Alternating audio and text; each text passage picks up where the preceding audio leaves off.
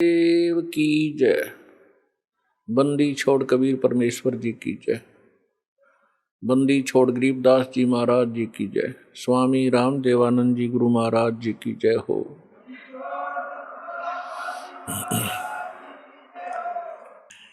कुत्ता हूँ गुरुदेव का, रामपाल दास का नाम, गले प्रेम की जेवड़ी, जा खेचो जाऊं।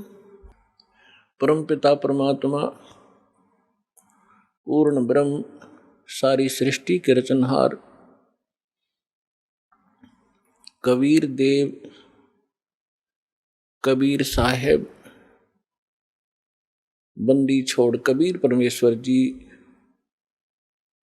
ये आप सभी के पिता हैं, हम सभी के जनक हैं, पूरे असंख्य ब्रह्मांडों के ये पालक हैं।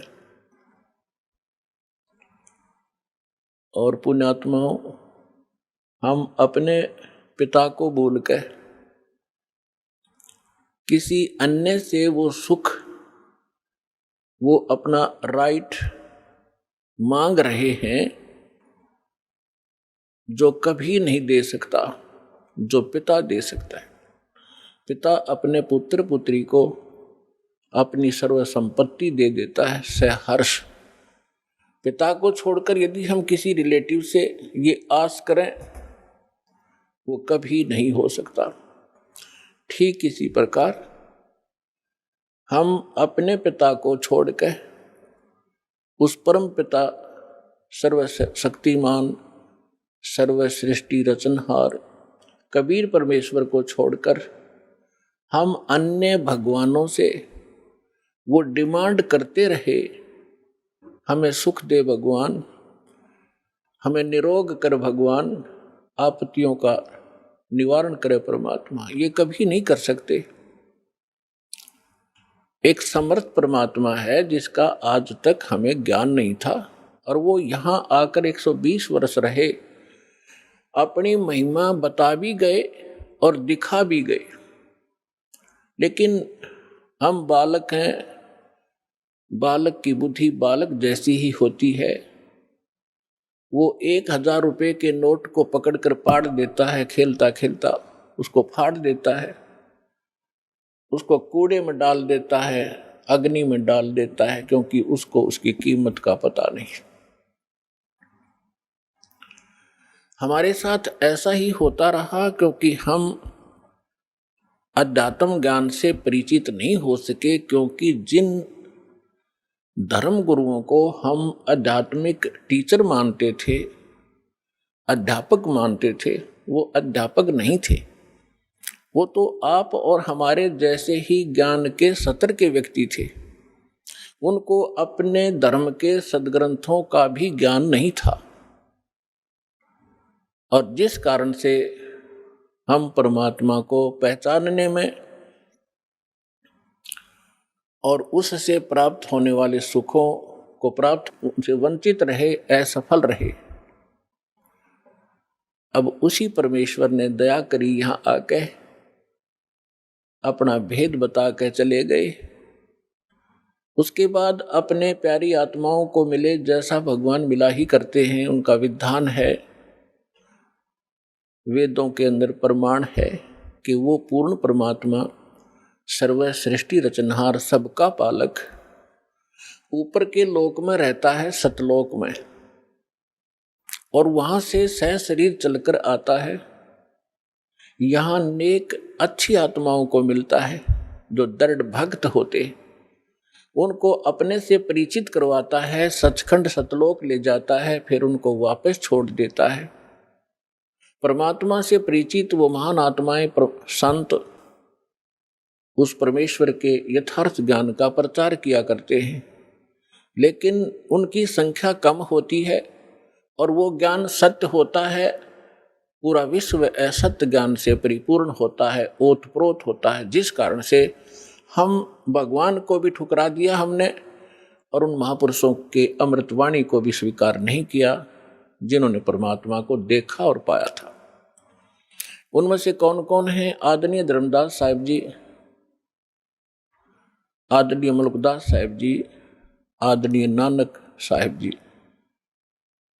आदरणीय दादू साहिब जी, आदरणीय गरीबदास साहिब जी, गांव छुड़ानी, जिला झज्जर, हरियाणा वाले, आदरणीय गीसा दास साहिब जी, गांव खेखड़ा, जिला बागपुर, पहले मेरठ था अब बागपुर हो गया, उत्तर प्रदेश में, और आदरणीय स्वामी रामानंद जी काशी वाले ने। इन महापुरुषों को परमात्मा मिले, वो कबीर देव मिले, वो कबीर साहब मिले, अल्लाहू अकबर मिले, और उनको सचखंड लेकर गए, सतलोक लेकर गए, जहां भगवान रहता है और जहां हम सभी रहा करते थे। हम अपनी गलती से यहां गलत स्थान पर आकर गिर गए, और जब तक हम उस स्थान पर नहीं जा लेंगे तब तक ये जीव सुखी नहीं हो सकता। उन महापुरुषों को परमात्मा ने इसलिए परिचित करवाया कि वो गवाही देंगे कलयुग में कि हमने भगवान देखा और वो कहाँ रहता है। जो उन महापुरुषों ने ज्ञान दिया परमात्मा कैसा है, उसका नाम क्या है, वो कहाँ रहता है, उसकी प्राप्ति कैसे होती है, वो साकार है या निराकार है, स्वयं परमेश्वर ने आके बताया। और जिन्होंने भगवान को देखा, परमात्मा को देखा, उन्होंने वही बताया। और फिर जब दास के ऊपर कृपा की परमेश्वर ने, अपने ही सदग्रंथों को खोजा तो उन सदग्रंथों में वही पाया जो भगवान ने बताया था। और परमात्मा से परिचित जिन महापुरुषों के अभी आपके सामने नाम गिनवाए, इनने भी वही बताया था।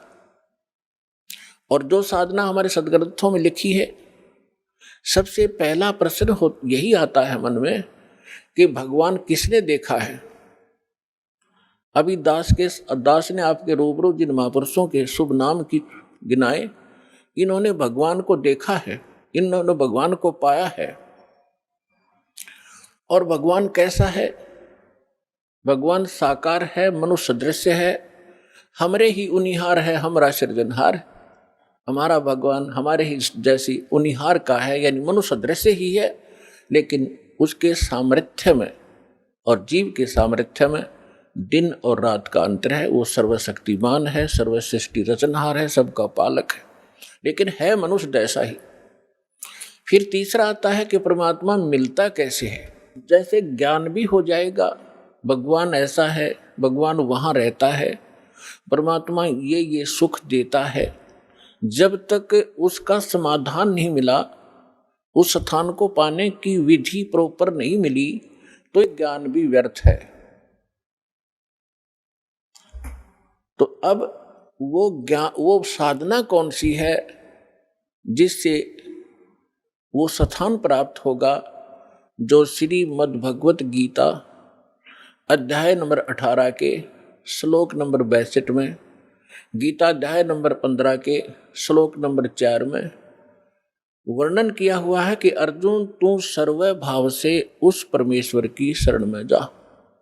गीता ज्ञान दाता अपने से अन्य किसी समर्थ परमात्मा की शरण में जाने के लिए अर्जुन जी को कह रहा है, और उसकी शरण में जाने से ही तो परम शांति को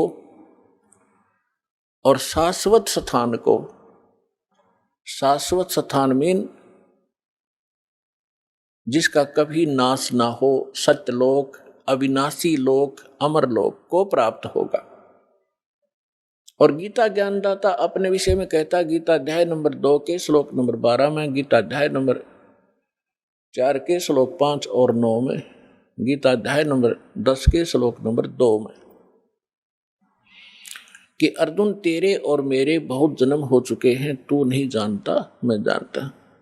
इससे सिद्ध है कि गीता ज्ञानदाता अविनाशी नहीं है, और इसके साधक भी फिर अविनाशी स्थान प्राप्त नहीं कर सकते। गीता ज्ञानदाता 8वें अध्याय के 13वें श्लोक में गीता जी में कहता है कि अर्जुन मुझ ब्रह्म का केवल एक मंत्र है, और इसकी जो साधना करता है अंतिम सांस तक, मरते दम तक, वो इस ओम से मिलने वाली परम गति को प्राप्त होता है। ओम से मिलने वाली परम गति कौन सी है? ब्रह्मलोक। ओम ब्रह्म का मंत्र है। ओम के जाप से ब्रह्मलोक प्राप्त होता है। गीता अध्याय नंबर 8 के श्लोक नंबर 16 में स्पष्ट किया है कि ब्रह्मलोक में गए हुए प्राणी भी पुनर्वृत्ति में हैं, वो भी फिर जन्म और मृत्यु के इस चक्कर में गिरे ही रहते हैं। गीता अध्याय नंबर 15 के श्लोक नंबर 4 में कहा कि अर्जुन, तत्वदर्शी संत की प्राप्ति के उपरांत परमेश्वर के उस परम पद की खोज करनी चाहिए, जहां जाने के बाद साधक फिर लौटकर कभी संसार में नहीं आते।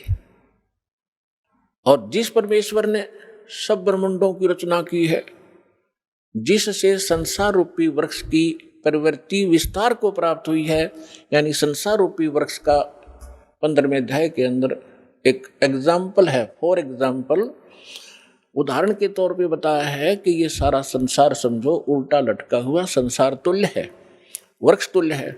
ऊपर को जड़ तो पूर्ण परमात्मा परम अक्षर ब्रह्म है जो सबका पालन करता है। पेड़ का पालक मूल होता है, जड़ होती है, और बाकी जितना भी तना डार टहनियां पत्ते उस मूल से ही आहार प्राप्त करते हैं, खुराक प्राप्त करते हैं। तो वो सबका पालक है और उसी ने सब ब्रह्मांडों की रचना की है, केवल उसी की भक्ति करो।